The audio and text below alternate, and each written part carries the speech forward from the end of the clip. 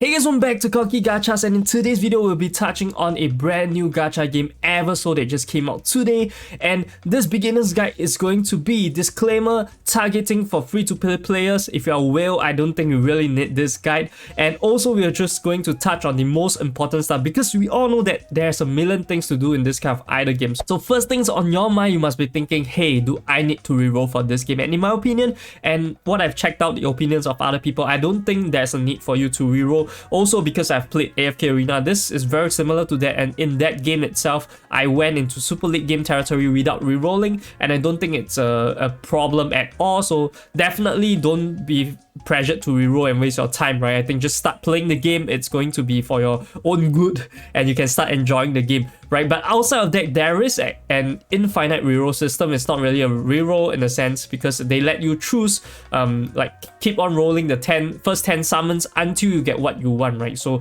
with that in mind, you definitely want to check out a website like this. I'll be posting the link in the description below for you guys to check, but this is a tier list that's compiled by it. If you really have a unit that you really like, I suggest that you go with it. Don't really care about this tier list, but if you have no idea what you want to go for, take this as a reference and then pick the units that you want from here. So with the reroll question out of the way, now we can move on to something more relevant to the gameplay, and that is the level sync system. So if you play AFK Arena, you know what this does, right? The level sync system can be found at the art over here. There's a level sync. You unlocked it pretty early. So what this does is that it takes the 5 highest level unit that you have, right? And then out of those 5, the lowest level. So meaning if I have like all level 60s here, and then there's one with level 50, then the level sync level would be at level 50. So any units that you place in this slots, in this respective boxes, you would be able to level them to level 50 without having any resources. So what this implies is that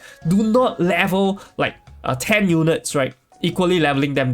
It's very pointless. What you should do is focus on resources on this 5 units and make them as high level as possible, so that the other units that are at level 1, you don't have to spend any resources on them. Just put them in this slot and you get them to the level which is the level 6. So with the level sync system out of the way, there's still an important problem that you have to solve as a beginner, and that is a lack of 2 very important resources, namely the mana dust and the mana crystal. You can see over here I still have quite a bit, but for my level range itself, I don't think I can really level that many times with these resources, right? So what you want to do, I found 3 things that are very important. The first thing is that the zodiac system. You can go into the zodiac system, take a look, take a minute for this to load. Yeah, this is one of the things I don't really like about this game. It takes a million years to connect, right? And going to it, you can see that there's the Aries, there's the Cancer. Both of these are mana dust and mana crystals respectively. Initially I was lacking more mana crystals, so I invested more in Aries, but after which now I think I'm lacking a bit more in the mana dust, so I might invest some in the Cancer.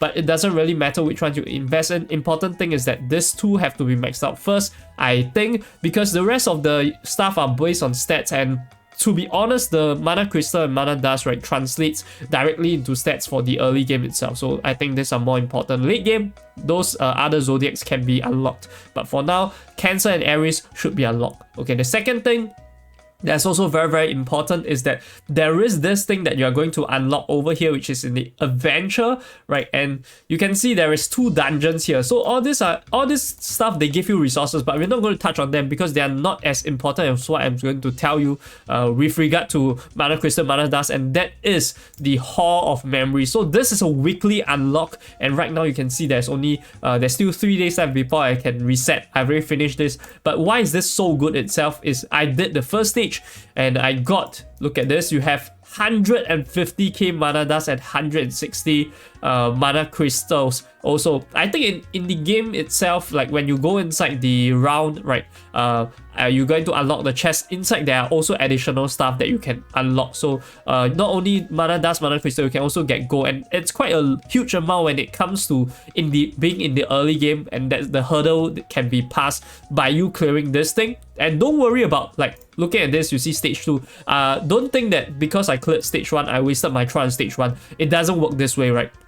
I have to clear stage 1 before the next reset, then I can clear stage 2. So always just go into stage 1 and then clear it first. Next week you can clear stage 2, and subsequently you also open up Crystal Cave, right, which can also be helping you getting more and more mana crystal, mana dust on a weekly basis. And the last thing that I might have missed, right? If you guys haven't played this kind of games, you might have missed it, and that is over here. You can see there's a chest box here, right? You can see you can loot this chest box, but that's not what I'm going to touch on. The thing I'm going to touch on is the quick hunt function. So you can touch on the quick hunt. You can see I can pay 50 crystals or diamonds, whatever you call that, right, to actually go for a quick hunt to get 120 minutes of loot immediately. However, this is based on your current level, your current stage. So you want to push this as far back as possible until the end of the day if you're trying to min max, right? If you are just trying to get that quick fix, that quick like supply of stuff so that you can progress, this is the only time you can play the game, right? Definitely just click on it. You have 1 free try per day. The rest of the 4 remaining cows are going to be having this currency where I spend the currency, and for now I don't think it's worth it to spend the currency on this. That's all for the important 3 sources of mana crystal and mana dust that I have to recommend for you beginners out there. The rest of the ways is just playing through the game. That is as per normal, right? The further you go in progress, you're going to get more mana dust, mana crystals, even during idle, and also for the stage, like the stage clearing requirements or stage clearing rewards, right? So that one is not going to be touched on. You guys know where to find them, right? If you can clear this stage, you wouldn't be looking for these resources in the first place. And I think that's about everything I have on hand for the most important stuff as a beginner that you need to do so that you can progress faster. And if any one of you guys have been playing this game for the whole day, right, you have any other tips and tricks you think is very, very important, definitely leave them in the comment section below. Share the love so that everyone else can benefit from them also. Last but not least, also leave a like and a subscribe if you enjoyed this video and want to see more content from me. This is Conky Gachas signing off.